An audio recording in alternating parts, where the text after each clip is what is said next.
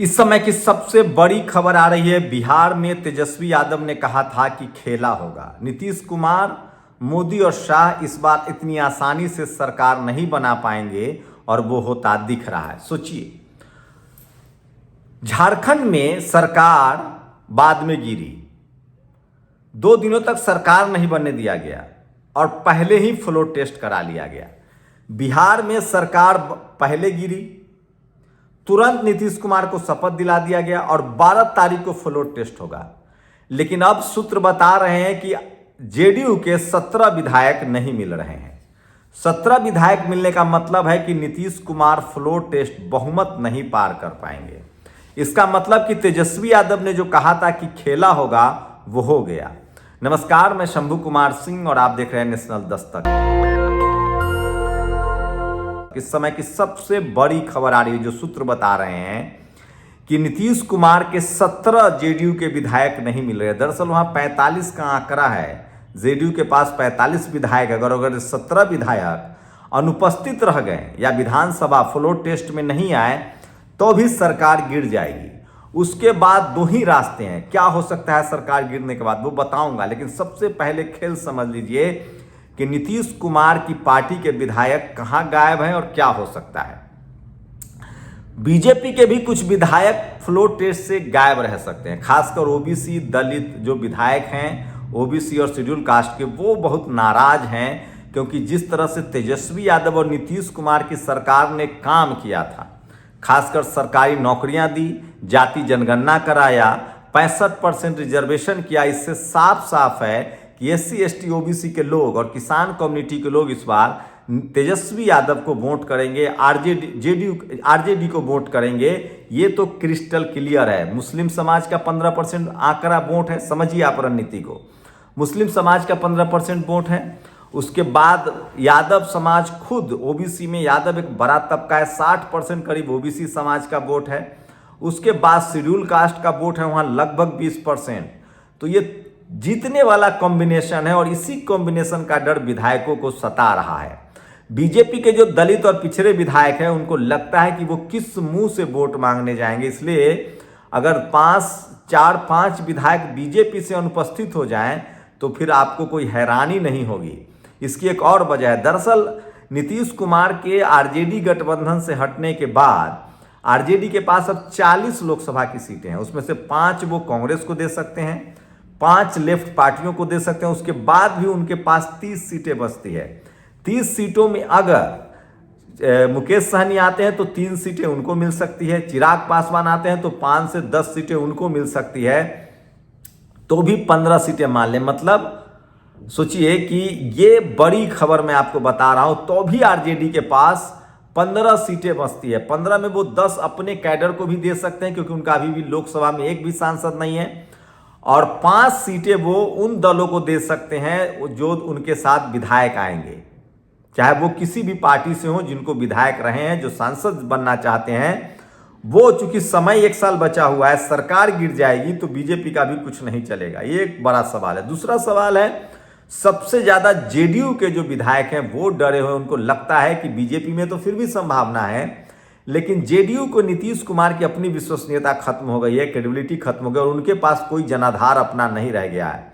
उनकी अपनी कम्युनिटी का वोट 3% में 1.5% ऑलरेडी बीजेपी के साथ है, धर्म के नाम पर 1.5% वोट उनके साथ है, वो भी किनारे हो सकता है। और इस स्थिति में बीजेपी से वो 20 सीट मांग रहे हैं लोकसभा के, और वो दे नहीं पाएंगे अपने विधायकों को टिकट। तो वहां से भी अगर 10 से 12 विधायक टूटते हैं, अनुपस्थित रहते हैं, तो वो आरजेडी के टिकट पर लोकसभा का चुनाव लड़ सकते हैं। तो नीतीश कुमार के गठबंधन से हटने पर और अमित शाह और मोदी को इस बार फंस गए हैं। पूरा राम मंदिर की खबरें दब गई। मुझे तो लगता है नीतीश कुमार कहीं अलग तरीके की बैटिंग तो नहीं कर रहे हैं। कहीं ऐसा तो नहीं है कि नीतीश कुमार 20 सीट लें और अगर वो जीत भी जाए तो क्या भरोसा है कि कल वो इंडिया गठबंधन एनडीए के साथ ही रहेंगे, वो इंडिया में भी जा सकते हैं। तो नीतीश कुमार को लेकर ये बड़ी खबर है। लेकिन फ्लोर टेस्ट को लेकर लगभग ये साफ हो गया है। कुछ लोग तो ये भी कह रहे हैं कि बीजेपी को भी इसी में फायदा है। आज के समय में अगर नीतीश कुमार मुख्यमंत्री बने रहते हैं तो उनके पास पूरा कंट्रोल है ब्यूरोक्रेसी का। नीतीश कुमार ने गृह विभाग, गृह मंत्रालय अपने पास रखा है। विजय सिन्हा और सम्राट चौधरी के बीच लगातार तकरार है, तनाव है, ये भी किसी से छुपा हुआ नहीं है। एक जनरल कैटेगरी से आते हैं, सम्राट चौधरी ओबीसी से आते हैं, वो बड़े मंत्रालय चाह रहे थे, तो ये भी किसी से छुपा हुआ नहीं है। ऐसे में नीतीश कुमार अपने हाथ में कंट्रोल रख रहे हैं। सूत्र बता रहे हैं, जानकार बता रहे हैं कि खुद बीजेपी नहीं चाहती है कि Nitish Kumar floor test pass कर पाए, और अगर वो फ्लोर टेस्ट नहीं कर पाते हैं तो दो ही रास्ता बनता है। जेडीयू बीजेपी से भी बड़ी 78 सीटें बीजेपी के पास है, 79 सीटें आरजेडी के पास है। तो उस स्थिति में सबसे, अगर गवर्नर सरकार बनाना चाहते हैं तो सबसे पहले आरजेडी को न्योता देना पड़ेगा, क्योंकि बिहार की वो सबसे बड़ी पार्टी है आरजेडी। ऐसे में गवर्नर की मजबूरी होगी, राज्यपाल, महामहिम राज्यपाल की मजबूरी होगी कि वो सरकार बनाने के लिए आरजेडी को इनवाइट करे, और ऐसे में आरजेडी बहुमत साबित कर देगी। मांझी भी एक फैक्टर हो सकते हैं, देर सवेर वो भी पाला बदल सकते हैं, ये भी एक बड़ी खबर है। और बीजेपी इसलिए एफर्ट नहीं लगाएगी कि अगर नीतीश कुमार की सरकार चली जाती है और राष्ट्रपति शासन लागू करने का रास्ता बचता है, तो भी एडमिनिस्ट्रेशन गवर्नर के हाथ में चला जाएगा, और तब नीतीश कुमार के मुकाबले बीजेपी ज्यादा कंफर्ट जोन में रहेगी। मैं फिर कह रहा हूं, बीजेपी कभी भी, नीतीश कुमार पॉलिटिकल क्रूसेडर है, ओबीसी के लोग भले उनका मजाक उड़ाए, लेकिन वो पॉलिटिकल क्रूसेडर है। अगर नीतीश कुमार बीजेपी में जाते हैं तो भी उनको राष्ट्रपति नहीं बनाएंगे। वो मायावती जी को वो कभी राष्ट्रपति नहीं बना सकते, क्योंकि वो पॉलिटिकल क्रूसेडर है। तो बीजेपी ये बात जरूर ध्यान रखती है कि वो उन्हीं को दल में ले या उन्हीं को बड़े पद पर दें जो कम से कम उनके आइडियोलॉजी से सहमत हों। तो ये नीतीश कुमार उनके आइडियोलॉजी से सहमत नहीं, इसलिए मैं कह रहा हूं, बहुत लोग अफवाह फैलाते रहते हैं कि मायावती जी बीजेपी में जा सकती हैं, मायावती जी को राष्ट्रपति बनाया जाएगा। मैं कह रहा हूं ये सब बकवास है, अफवाह है। आरएसएस कभी भी नीतीश कुमार, मायावती जी को बड़े पद देकर अपने गले में घंटी नहीं बांधेगा, वो इतना बड़ा खतरा नहीं ले सकता है। मायावती जी बहुजन आंदोलन से निकली है, नीतीश कुमार भी सोशल जस्टिस के आंदोलन से निकले हैं, और देर सवेर वो सोशल जस्टिस के पक्ष में बात करने की हिम्मत तो रखते ही हैं। तो खुद बीजेपी चाह रही है कि नीतीश कुमार की सरकार गिर जाए, फ्लोर टेस्ट ना हो, जो सूत्र बता रहे हैं, और ताकि राष्ट्रपति शासन लागू हो जाए और वहां कंट्रोल, सत्ता जो है वो बीजेपी के हाथ में सीधे सीधे चला जाए। ये भी एक बड़ा गेम हो सकता है। वहीं अगर लेकिन सवाल है, कोर्ट भी मामला जाएगा, हाई कोर्ट जाएगा, सुप्रीम कोर्ट जाएगा। देखिए, चंडीगढ़ मेयर चुनाव को लेकर जिस तरह से सुप्रीम कोर्ट ने फटकार लगाई है, उससे है कि अगर सुप्रीम कोर्ट में मामला गया तो गवर्नर को साफ साफ कहा जाएगा कि आपको राज्य में राष्ट्रपति शासन लगाने से पहले राज्य की सबसे बड़ी पार्टी आरजेडी को मुख्यमंत्री पद आपको देना पड़ेगा, उनको सरकार बनाने के लिए ऑफर करना पड़ेगा। सोचिए किस तरह से हेमंत सोरेन की गिरफ्तारी हुई, उसके बाद उन्होंने इस्तीफा दिया, उन्होंने परेड करा दिया विधायकों का, उसके बाद चंपई सोरेन को मुख्यमंत्री बनाने के लिए 1.5 दिन इंतजार करना पड़ा, उसके बाद तुरंत उनको कहा गया फ्लोर टेस्ट कीजिए।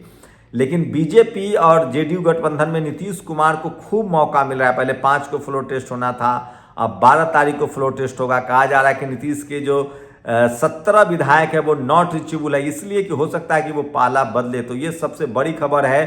और अगर नीतीश कुमार की सरकार फ्लोर टेस्ट नहीं कर पाती है, इसका मतलब समझिए कि बीजेपी बिल्कुल इंटरेस्टेड नहीं है नीतीश कुमार के साथ सरकार चलाने में। वो चाहती है कि ये सरकार गिर जाए, फ्लोर टेस्ट ना हो, और उनके हाथ में अगर राष्ट्रपति शासन लागू होता है तो परोक्ष रूप से, इनडायरेक्टली बीजेपी की सरकार होगी, बीजेपी की सत्ता होगी। तो सोचिए नीतीश कुमार का इस बार उनको कितना बड़ा धोखा दिया, और नीतीश कुमार को धोखा देने में उनके जो सवन लॉबी हैं, नेता जो उनके आसपास हैं, वो बहुत ज़्यादा हैं, जो आरएसएस के इशारे पर काम कर रहे हैं। मैं अभी भी कह रहा हूँ, नीतीश कुमार अगर आरजेडी के साथ गठबंधन में रहते तो प्रधानमंत्री बनने की संभावना थी, जिस तरह से अखिलेश यादव ने भी कहा, और मुख्यमंत्री के तौर पर उन्होंने शानदार काम किया था। मुख्यमंत्री वही थे, काम तेजस्वी यादव कर रहे थे, लेकिन मुख्यमंत्री वही थे, क्रेडिट उनको मिल रहा था।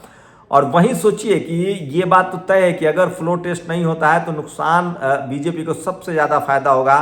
तो नीतीश कुमार इस बार फंस गए हैं, और उनका न वो अब आगे के रहें न पीछे के रहें। अगर फ्लोर टेस्ट में फेल होते हैं तो उनको रिजाइन करना पड़ेगा।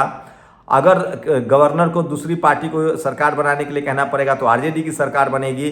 अगर राष्ट्रपति शासन होता है तो बीजेपी नीतीश कुमार को निपटाने में कोई कोर कसर नहीं छोड़ेगी, क्योंकि बीजेपी के राह में सबसे बड़ी बाधा नीतीश कुमार है। बीजेपी चाहती है कि बिहार में कम से कम ट्रायंगुलर मुकाबला ना हो और आरजेडी वर्सेस बीजेपी का मुकाबला हो।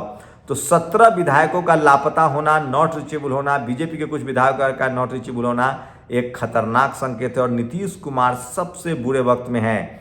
अगर वो फ्लोर टेस्ट पास कर जाते हैं तो वो 20 सीटें तो लोकसभा की मांगेंगे, तब बीजेपी की मुश्किल होगी।